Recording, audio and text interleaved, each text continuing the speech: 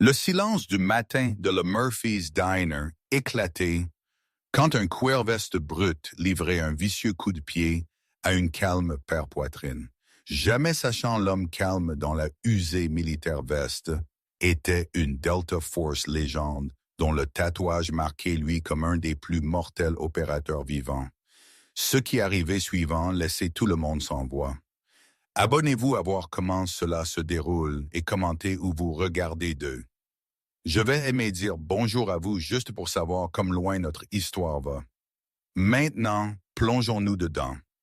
Le soleil d'automne filtrait à travers les sales fenêtres du Murphy's Diner à Trenton, New Jersey, jetant longues ombres à travers le noir et blanc carreau sol. Les familiers sont de cliquetis argenterie et tranquilles conversations remplissent l'air comme la matin foule réglée dans leur routine. Dans un coin cabane sous le chaud éclat de vintage pendentif lumière, Silas Thorne, assis avec sa 7 ans fille, Ava. Silas portait sa signature olive kaki veste de terrain, le tissu usé doux de années de utilisation avec épines cousues en noires lettres au-dessus la poitrine poche. La plupart gens vu lui comme juste un autre bureau travailleur attrapant petit déjeuner avant un autre jour analysant financier risque centre-ville. Ses cheveux en brosse et stable comportement suggéraient discipline, mais rien plus menaçant qu'un homme qui gardait sa vie organisée. Comme il atteint à travers la table à couper Ava's crêpe, sa veste manche tirée en arrière légèrement, révélant le bord d'un noir triangulaire tatouage avec un distinctif exclamation point. La marque signifiait rien à Civils, mais à ceux qui savaient, elle identifiait un des plus élites guerriers la militaire avait jamais produit. « Papa, pouvons-nous aller au parc après petit déjeuner ?» Ava demandait, ses yeux brillants avec excitation comme elle balançait ses jambes sous la rouge vinyle cabine. « Bien sûr, chérie, » Silas répondit doucement, sa voix portant la douce patience d'un homme qui chérissait ses calmes moments. Après perdre sa femme 2 ans il y a, chaque petit déjeuner, chaque rire, chaque normal matin, senti comme un précieux cadeau, il avait combattu guerres à protéger. L'atmosphère du dîner déplacé quand la porte d'entrée explosait ouverte avec assez force à faire vibrer le verre. Cormac Vane se pavanait dedans comme il possédait l'endroit. Un grand, large épaule homme dans son fin fouet avec une sombre barbe et une chair marron cuir veste qui ne pouvait pas tout à fait cacher son agressif fanfaronnade. Sa noire chemise étirée serrée à travers sa poitrine, comme il sondait la pièce avec prédateur yeux. Les serveuses immédiatement tendues. Réguliers clients regardaient en bas à leurs assiettes. Tout le monde savait Cormac's réputation comme le genre de homme qui transformait pacifique matin en cauchemar juste parce qu'il pouvait. Cormac's regard balayé à travers le diner avant d'atterrissant sur Silas's table. Quelque chose sur le vétéran's calme sang-froid. La façon il assit parfaitement immobile, le discipliné ensemble de ses épaules irritait lui instantanément. Mais ce était le aperçu de ce mystérieux tatouage qui vraiment attrapait son attention. « Bien et bien », Cormac ricanait, approchant leur cabine avec délibérée menace. « Regardez ce que nous avons ici.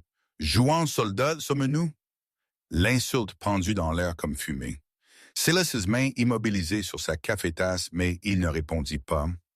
Au lieu, il prit une mesurée gorgée, ses mouvements contrôlés et délibérés. La veste n'était pas un costume. C'était standard émission d'équipement qui avait vu réel combat, porté réelle cicatrice, protégé un réel guerrier à travers conflits, la plupart gens seulement lus dans les histoires livres. Mais Cormac ne comprendrait pas la différence entre authentique service et le genre de militaire surplus mode que adolescent acheté à surplus magasin. C'est une mignonne petite pièce-là, Cormac continua, sa voix montant à assurer le entier dîner pourrait entendre. Il avait attrapé vue de le tatouage quand Silas atteint pour sa fille serviette. « Où tu as eu cette encre? Quelque centre commercial salon? » Essayant à impressionner les Demos avec ton Durga Act, la moquerie dans son ton était indubitable. Plusieurs autres clients déplacés inconfortablement dans leur siège, reconnaissant les signes d'une escalade-confrontation, mais incertains comment à intervenir. Martha planant près le cuisine passe. Café-pot oublié dans ses mains, son visage tendu avec préoccupation. Ava's petite voix brisait la tension. « Papa, est-ce cet homme en colère? » Silas's mâchoire resserrée presque imperceptiblement. Sa fille ne devrait pas avoir à témoigner cela. Elle ne devrait pas avoir à apprendre que certains adultes choisissent cruauté sur gentillesse, violence sur respect. Mais il gardait sa voix douce quand il répondit. « Certaines personnes ont de mauvais jours, chérie. Ce n'est pas ta faute. » Cette simple attentionnée réponse semblait à énerver Cormac encore plus. La tranquille dignité, le refus à engager, la façon le supposé wannabe soldat prioriser réconforter son enfant sur défendre son propre honneur. Tout cela sentit comme irrespect à un homme dont la entière identité était construite sur intimidation. « Je parle à toi, vieil homme. » Cormac grognait, prenant un autre pas plus proche à leur cabine, assez proche maintenant que son ombre tombait à travers leur table, assez proche que Ava instinctivement pressée contre son père côté. « Tu sourd ou juste stupide? J'ai demandé toi une question sur ce pathétique petit tatouage. » La proximité déclenchait quelque chose de primal dans Silas's nerveux système. Années d'entraînement déclenchées automatiquement. Menace, évaluation, défensif positionnement, sortie-route, tout catalogué en millisecondes. Mais il forçait lui-même à rester calme, à projeter la même douce autorité il utilisait pendant Ava's cauchemar. « S'il vous plaît, » il dit tranquillement, sa voix stable comme granit. « Nous sommes juste essayant d'apprendre petit déjeuner. Il n'y a pas besoin pour cela. » Mais Cormac avait déjà décidé cet homme calme besoin à être enseigné une leçon. Le respectueux ton, la tentative à désescalade, la façon il protégeait sa fille. Tout cela ressemblait à faiblesse, à quelqu'un qui n'avait jamais compris la différence entre force et brutalité. Pas besoin. Cormac rit, le son dur et moqueur. Il y a chaque besoin, soldat garçon. Vois, je n'aime pas prétendeurs. Je n'aime pas gens qui habillent et jouent en jeu agissant comme ils sont quelque chose de spécial. Il bougeait encore plus proche, maintenant planant directement sur leur cabine, sa présence invasive et menaçante. Ava gémit doucement, et Silas sentit quelque chose de froid et dangereux remuer dans sa poitrine. La même protectrice fureur qui avait conduit lui à travers impossible mission. Le même létal focus qui avait gardé lui vivant quand d'autres hommes morts. « Recule », Silas dit, son ton portant un nouveau tranchant qui fait les proches clients regarder en haut de leurs assiettes. Ce n'était pas fort, n'était pas agressif, mais quelque chose dans la qualité de sa voix suggérait que continuer cette confrontation pourrait ne pas être sage. Cormac soit ne reconnut pas l'avertissement ou choisit à l'ignorer. Au lieu, il penchait en bas jusqu'à son visage et était pousse de hayeuse, son bière parfumée haleine lavant sur leur table. « Quoi à propos de toi et ces petites filles? » Il ricanait. « Pense ton papa un vrai Durgar? Pense ce joli tatouage fait lui spécial? » C'était la ligne. Le moment Cormac ciblait Ava directement, quelque chose fondamental déplacé dans Silas's comportement. Sa immobilité devenue absolue, sa respiration contrôlée, ses yeux prenant sur le genre de froid calcul qui avait une fois fait ennemi combattant, se rendre plutôt que face ce qui vint suivant.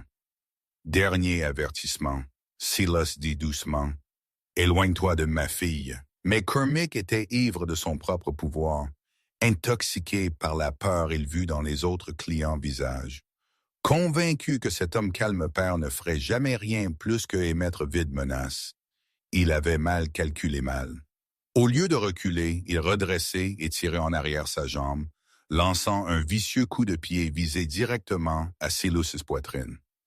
Un coup destiné à envoyer le prétendre soldat s'écrasant au sol devant son terrifié enfant. Une humiliation conçue à prouver une fois et pour tous qui tenaient le réel pouvoir dans cette pièce. Le coup de pied volait à travers l'air avec brutale intention. Cormac's botte visait à connecter avec dévastatrice force. Mais quelque chose d'extraordinaire arrivait suivant. Quelque chose qui entrait le témoin's rêve et transformerait un calme samedi matin en locale légende. Silas's main bougeait avec inhumaine vitesse. Le coup de pied connecté avec un écœurant bruit sourd qui résonna à travers le Murphy's Diner comme un coup de feu. Cormac's botte claqué dans Silas's poitrine avec assez force à frapper un normal homme en arrière, envoyant café éclaboussant à travers la table et causant Ava à crier en terreur. Le entier dîner halté collectivement, Argenteuil cliquetant la assiette comme client gelé en choc à la soudaine explosion de violence. Pour un battement de cœur, le monde retint son souffle. Cormac se tint triomphant, ses jambes encore étendues, un vicieux sourire se répandant à travers son visage comme il attendit pour sa victime à s'effondrer au sol. Ce était le moment il vivait pour, l'instant quand sa supériorité était prouvée, quand une autre personne's dignité était écrasée sous sa botte. Mais Silas ne tomba pas. Il absorbait l'impact comme une montagne sauf pluie. Son corps à peine déplaçant malgré la formidable force.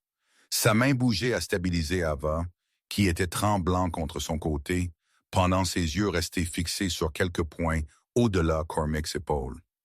Le calme n'avait pas cassé, si quoi que ce soit, cela avait approfondi en quelque chose de beaucoup plus dangereux. « Papa » Ava chuchotait, sa voix petite et effrayée. Ce seul mot parlé avec telle confiance, telle foi que son père protégerait elle, déclenchait quelque chose de profond dans Silas Thorne.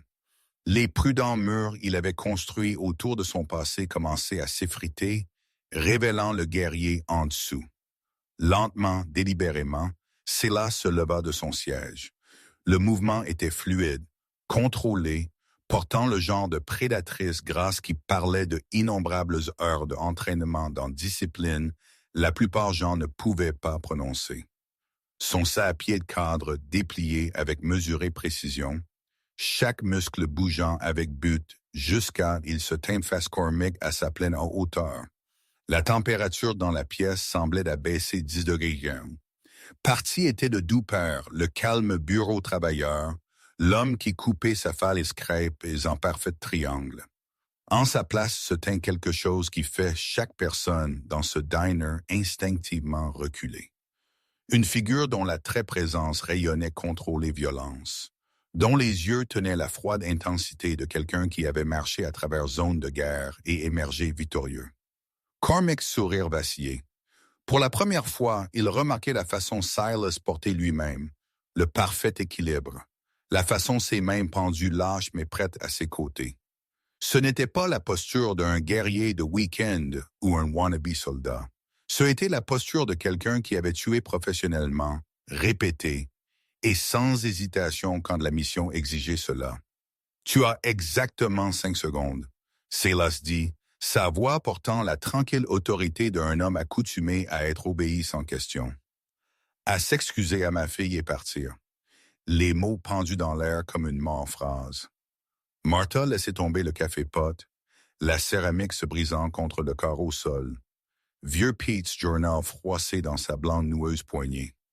Même le cuisine personnel avait arrêté de travailler, sentant que quelque chose de capital était sur le point de se dérouler. Mais Cormac's fierté ne le laisserait pas reculer. Pas devant tous ses témoins. Pas après il avait déjà engagé à ce cours d'action. Au lieu de se retirer, il redoublait sur son agressivité, méprenant Silas's immobilité pour faiblesse. 5 secondes? Il rit durement. Ou quoi, soldat garçon? Tu vas pleurer? Vas-tu appeler pour renfort? Il lança un autre coup de pied. Celui-ci visait plus haut, destiné à attraper Silas dans la gorge et terminer cette confrontation en permanence. C'était un mouvement né de désespoir et fureur, télégraphié si clairement que tout entraîné combattant aurait vu cela venir de un mal loin. Silas bougeait comme éclair. Sa gauche main interceptait Cormac's cheville mi-vol avec chirurgicale précision, doigt verrouillant autour de l'articulation, avec assez pression à immédiatement signaler dominance. Sa droite main simultanément frappait un nerf groupe juste sous Cormac's genou, une technique enseignée seulement dans les plus élites militaires programmes. conçu à causer instantanée écrasante douleur sans permanent dommage. Cormic's cri coupé à travers l'air du matin, comme sa jambe allait complètement engourdie. Il essayait à tirer loin, essayait à regagner son équilibre, mais Silas contrôlait l'engagement maintenant avec le genre de technique maîtrise qui venait de années d'entraînement avec les mondes plus mortels opérateurs. En un fluide mouvement, Silas tordut Cormac's capturé jambes et guidait lui vers le sol. Il n'y avait pas gaspillé énergie, pas d'inutile violence. Juste la clinique application de force qui neutralisait la menace pendant minimisant collatéral dommage. Cormac frappait les carreaux carrelés durs, sa cuir veste raclant contre le sol, comme Silas maintenu contrôle de sa jambe, gardant lui épinglé avec minimal effort. S'il vous plaît, Cormac haletait, tout son plutôt bravade évaporant comme il trouvait lui-même complètement impuissant.